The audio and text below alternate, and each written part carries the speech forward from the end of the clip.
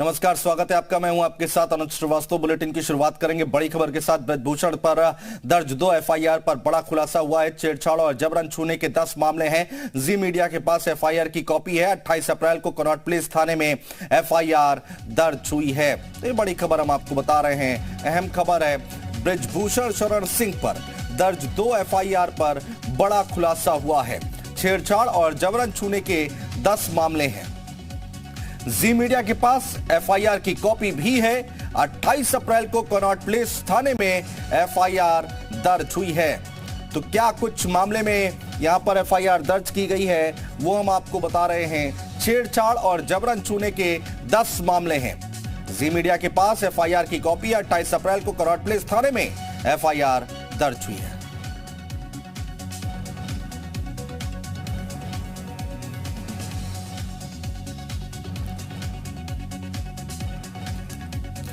राजू राज हमारे सहयोगी हमारे साथ लाइव जुड़ चुके हैं ज्यादा बातचीत करने के लिए। राजू राज, एफआईआर में क्या कुछ है, क्या कुछ मामले दर्ज किए गए हैं?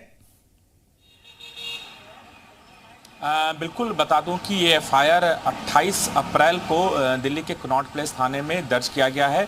2 एफआईआर दर्ज किए गए थे, जिसमें से 10 सेक्सुअल हरासमेंट के कंप्लेंट दिए गए थे। उसी कंप्लेंट के आधार पर दिल्ली पुलिस ने एफआईआर दर्ज की है और एफआईआर में 354 छेड़छाड़, 354 ए, 354 डी, आईपीसी की धारा 34 यानी कॉमन इंटेंशन के तहत केस दर्ज किए गए। इस पूरे मामले में दिल्ली पुलिस ने सभी एलिगेशन के तहत महिला पहलवानों को 161 का बयान दर्ज किया और उसके बाद 164 का बयान मजिस्ट्रेट के सामने दर्ज करवा दिया गया। 2 स्टेटस रिपोर्ट कोर्ट के सामने पेश किया गया दिल्ली पुलिस की तरफ से और जो इंक्वायरी की गई थी इसके लिए एक एसआईटी की भी गठन की गई थी। इन दोनों एफआईआर में जो संगीन आरोप लगाया गया है ब्रजभूषण शरण सिंह के ऊपर और ये कहा गया है कि उन्होंने गलत तरीके से महिला पहलवानों को टच किया, इवन होटल के कमरे में उसे खींचने की कोशिश की, सांस चेक करने के बहाने उनके पेट पर हाथ फेरा, यानी जो बैड टच होता है कॉमन इंटेंशन के तहत महिला पहलवानों के साथ उन्होंने ये हरकत की। जो नाबालिग पहलवान है उसको आपको कस के जकड़ा, उनको मना किया गया था, उसके बाद भी उन्होंने स्टॉक किया, पीछा किया। तो तमाम चीज़ें को जिक्र एफआईआर में दर्ज किए गए और ये एफआईआर जो महिला पहलवानों की तरफ से शिकायत दी गई थी उस शिकायत को एज इट इज़ एफआईआर में दर्ज किया गया और इसमें जो दूसरा एफआईआर है वो पॉस्को अधिनियम के 10 के तहत उनके खिलाफ केस दर्ज किया गया। हालांकि दिल्ली पुलिस इस पूरे मामले में जांच कर रही है और बहुत जल्द ही इस पूरे मामले में दिल्ली पुलिस अपना चार्जशीट या फिर फाइनल रिपोर्ट कोर्ट के सामने राजू राज, एक चीज जरा समझाइए। एक तरफ तो ब्रजभूषण शरण सिंह जो है वो ये कह रहे हैं कि अगर मेरी गलती पाई जाती है, जांच होती है तो मैं फांसी चढ़ने के लिए तैयार हूं।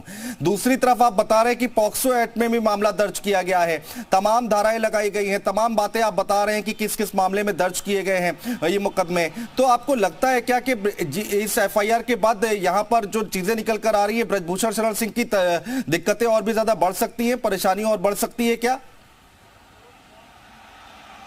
देखिए, एक चीज बहुत ज़रूरी है समझना के लिए। जब भी पुलिस केस दर्ज करती है ऐसे मामले में, चाहे यौन शोषण का मामला हो, रेप का मामला हो, तो जो कंप्लेनेंट की तरफ से जो शिकायत दी जाती है, जो कंप्लेन दिया जाता है, उसी कंप्लेन को एफआईआर में एज इट इज दर्ज किया जाता है और उसके बाद जांच एजेंसी, चाहे किसी भी स्टेट की पुलिस हो, वो अपनी जांच करती है और जांच के बाद अपनी आगे की कार्रवाई करती है। जो एलिगेशन महिला पहलवानों ने लगाया था, उन्होंने अपनी शिकायत में इन तमाम बातों का जिक्र किया था और उसके बाद इस पूरे मामले में सुप्रीम कोर्ट के डायरेक्शन के बाद दिल्ली पुलिस ने केस दर्ज किया था, पॉस्को एक्ट भी लगाया गया था।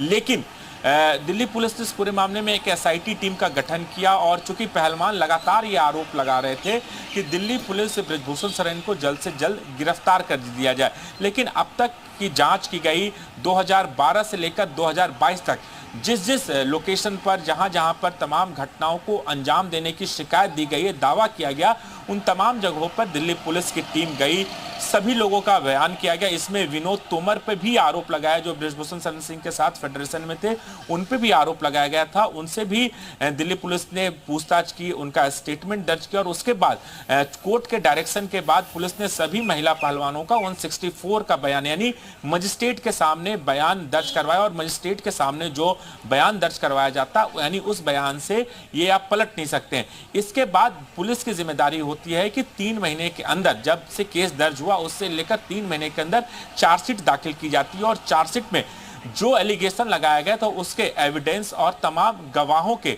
बयान को कोर्ट के सामने रखा जाता है। कोर्ट उस पर कॉग्निजेंस लेती है, संज्ञान लेती है और उसके बाद इस केस का ट्रायल चलता है। चूंकि जिस पॉस्को एक्ट में केस दर्ज किया गया है उसमें जो मैक्सिमम सजा है 7 साल से लेकर 10 साल की सजा होती है और उस पूरे मामले में जो एलिगेशन लगे हैं उसके तहत 7 साल की हो तो 7 साल की कम की सजा में तुरंत गिरफ्तारी नहीं की जाती है। चूंकि Brijbhushan Sharan Singh member of parliament हैं, इसलिए उनकी गिरफ्तारी के लिए संसद से या राष्ट्रपति से परमिशन लेने की जरूरत होती है और उसके बाद परमिशन लेने के बाद गिरफ्तारी होती है। चूंकि दिल्ली पुलिस ने ऑफ कैमरा इस बात का भी जिक्र किया था कि अब तक की जांच में कुछ कॉन्क्रीट एविडेंस नहीं मिले हैं, इसलिए अब पुलिस इस पूरे मामले में जल्द से जल्द अपना चार्जशीट दाखिल करेगी। अगर पुलिस के पास एविडेंस है तो, अगर एविडेंस पुलिस के पास नहीं मिलते हैं तो उन्हीं शिकायतों के आधार पर, तमाम गवाहों के बयान के आधार पर जो एविडेंस मिला उसके आधार पर Delhi police final report Rouse Avenue court में लगा सकती है और उसके बाद कोर्ट पर निर्भर करता है